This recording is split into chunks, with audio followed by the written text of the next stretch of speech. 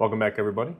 I'm excited to be back and working on this project of mine. I'm constantly juggling multiple projects, and sometimes the others pull away from ones that I want to work on most. But in that time of not working on this, I've had a lot of time to think about what I want to do and how I want to do it. So I'm looking forward to diving right back in and getting to this. Now, I posted a couple shorts that showed kind of my concepts. I did a lot of figuring out. I figured I wouldn't bore you guys with all of that. But those were basically just small, super simple, a pin riding in a slot, showing the packaging will work.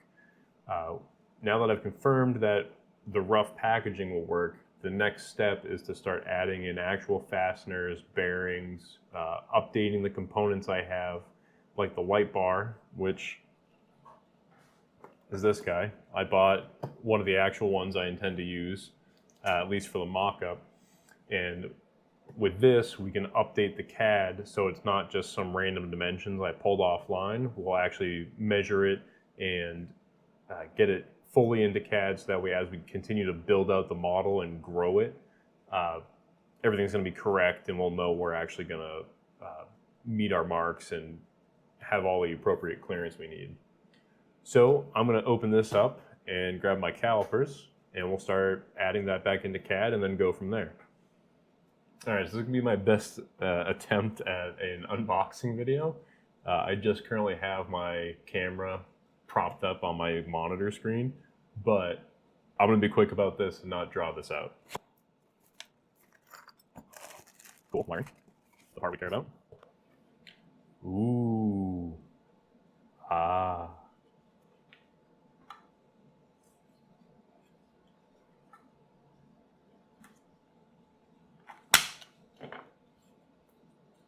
Looks pretty snazzy.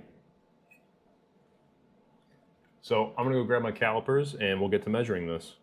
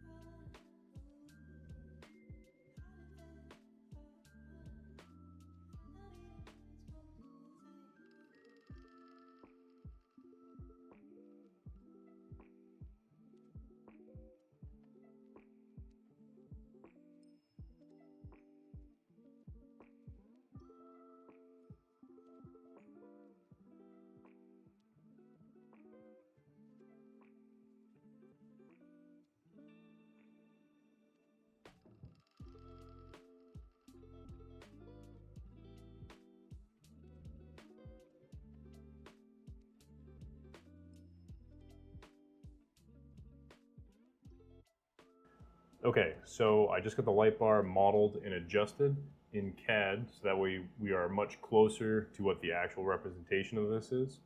I didn't go crazy with modeling everything, but now the height is correct, the length is correct, and the width of the overall light bar is correct. I did add in the nubs, so that way there's some clearance that we'll be able to see, but I didn't go and model every little feature and stuff, but it's ballparked within a tolerance that I'm okay with. Like for the whole placement of this, I just kind of eyeballed measuring from the whole center to the front face of these bolts on the front of it. That way I can get a rough placement for where this is. And then I'll just keep that tolerance in mind while I'm doing my designing. But I'd say I was within 50 thou. Not too worried about that, plus or minus. And then it was pretty easy. I just made it in the center line. But now that we have that, we're going to roll forward to looking at the concept model I made and actually put it into the model of the Focus and see, does that envelope is that enough space for us to embed that behind the front bumper and fit in that space? So we're going to jump over and do that, and then from that we'll start building out the actual model. All right, so I've placed the constraint box, or my mock-up model. I've got it sitting at about a 3-degree off-center angle and sitting pretty evenly along the curve. To keep things simple, we're just going to do flat doors for now, and later on in the design we'll try to incorporate a nice smooth curve that mimics the stock bumper. That shouldn't be too hard to design around, and at least keep the constraint in our mind. As the doors open, they need clearance on the top. I don't think it'll be too bad, but for now, I'm going to adjust the box because I can see that I'm hitting up back over here and I'm protruding out the front a little bit. So I'm going to shrink it down a little bit, and then we'll start working on actually designing the mechanism in the rest of this video. All right, so for starters, I've made a copy of my mock-up, and then all I'm doing here is rolling my history marker all the way back until I get rid of all the features I don't care about, and then deleting them and going forward from here. So, to get a feel for the room I have to play with, I'm going to jump into the plugin for my master car that goes in Fusion and look for a bearing. I did this more just out of necessity for the video to show you guys this plugin. Honestly, in my opinion, it kind of sucks, and I'll typically have a internet window open that has McMaster, because then you can search and just copy and paste the number into this plugin and then still download it through the plugin. But searching through the plugin kind of sucks.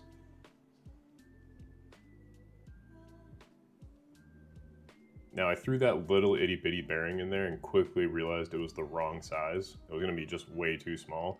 So I went up another size and ultimately ended up settling on this bearing.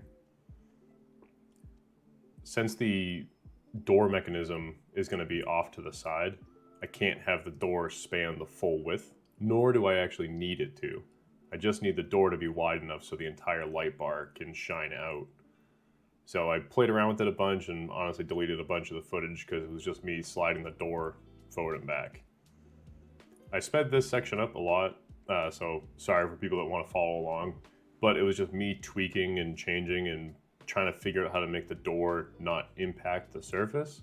And then every time I moved one thing, the relations would break, and certain things in Fusion don't update moving forward if you shift a relation.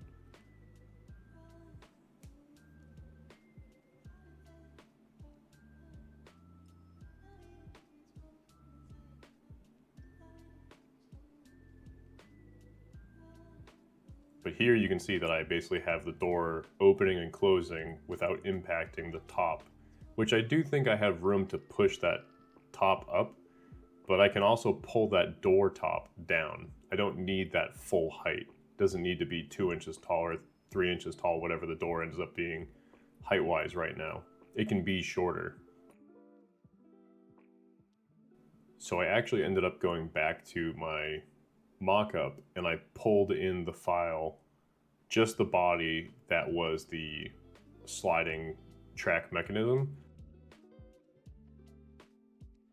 So now I know what bearing I'm going to use. I know where the bearings need to slide, and it's just a matter of getting them located in space and designing some sort of track mechanism for them to slide on.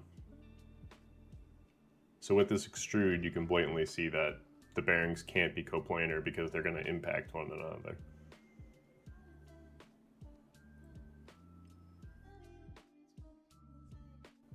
So it took me a minute, but I had the idea to offset the bearings so one actually sits farther to the outside than the other.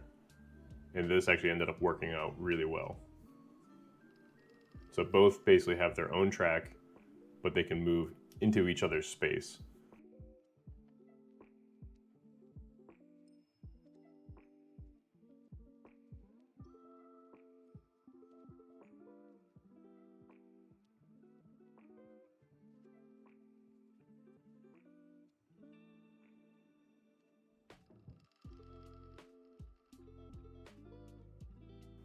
So the nice thing with this mechanism that I've been designing is it captures the wheel on two faces.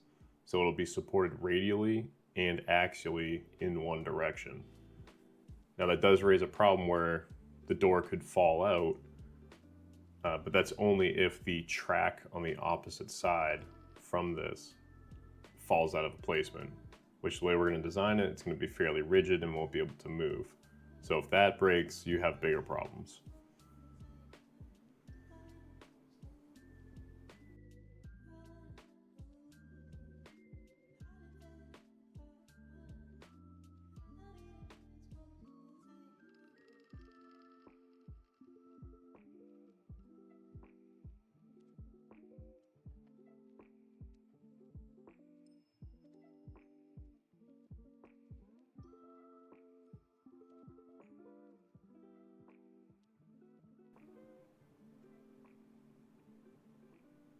Now that I have the bearings placed and the track roughly designed, I jumped in and started designing the way that the doors, or the door in this case, will attach to the sliding mechanism.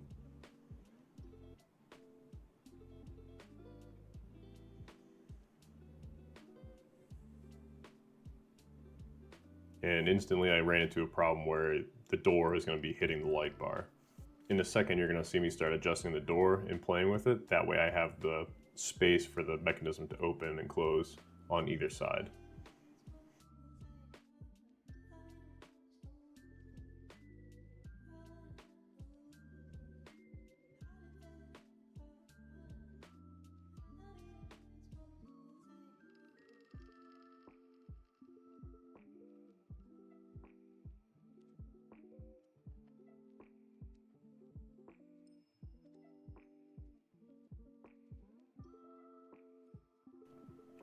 And a key part that I'm doing right here is I'm extending a shaft out, and it only interacts with the inner race of the bearing.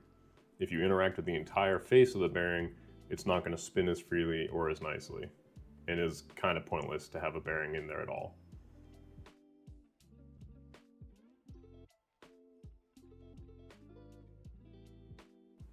Now with the shaft that goes to the bearing, now I'm designing the way that the bearing will actually be, the inner race of the bearing will actually be clamped. So to do this, I picked a heat set insert, which I'm very fond of to go with 3D prints. And then this is a 1032 shoulder bolt with 3/16 inch shoulder, which is perfect for the bearings. And so then ideally, I haven't designed it yet, but there'll be another portion that comes out that when you screw that bolt in, it clamps on the inner race of the bearing, and that protrusion of that upper bolt will also be what gives us the it's going to be what gives us the actuation. That's where that's going to attach. So that'll come later, and that bolt will probably change again.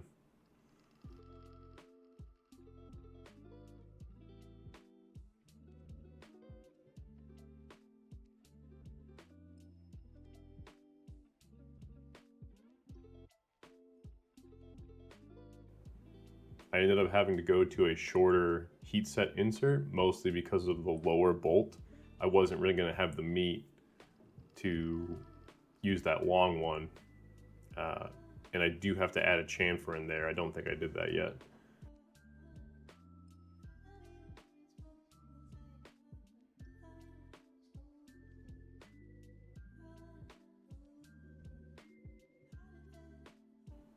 Here I'm adding an access port, so that way if you have to go in and tighten this bolt for whatever reason, or take it out and replace a new one, you'll be able to without having to disassemble the entire thing.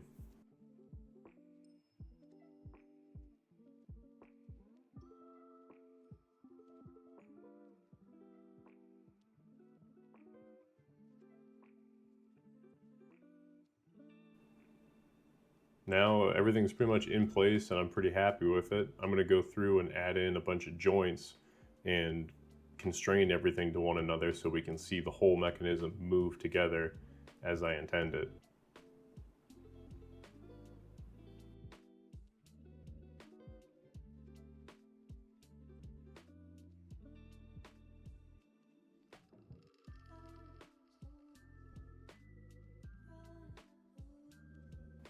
It took a little bit of doing, some adjustments, but ultimately I got it and I'm really happy with how the door mechanism is shaping up. I've said mechanism a lot this entire video.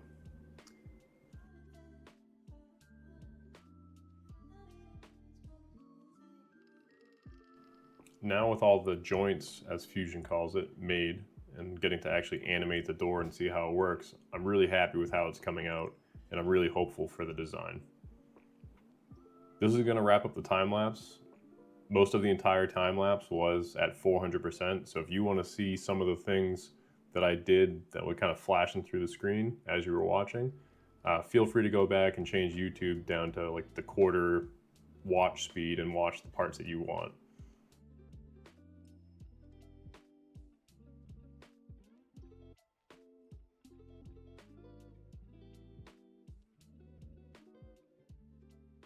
All right, so I think we made some really good progress in today's video. We unboxed our light, we updated the CAD so that way the CAD of the light reflects the actual physical dimensions and gave us a better view of what we think we have to play with. It does get a little tight, but I think that's gonna be okay. In this area, worst comes to worst, we'll make a jig, we'll put this in the bandsaw, and we're just gonna take a sliver off the back side to give us a little bit more breathing room to the front crash bar. Other than that, you got to see the previous time lapse where we took the janky model that just kind of let us play with the movement system to see if it was actually feasible and start taking that forward, putting actual components in space and start playing with the depths.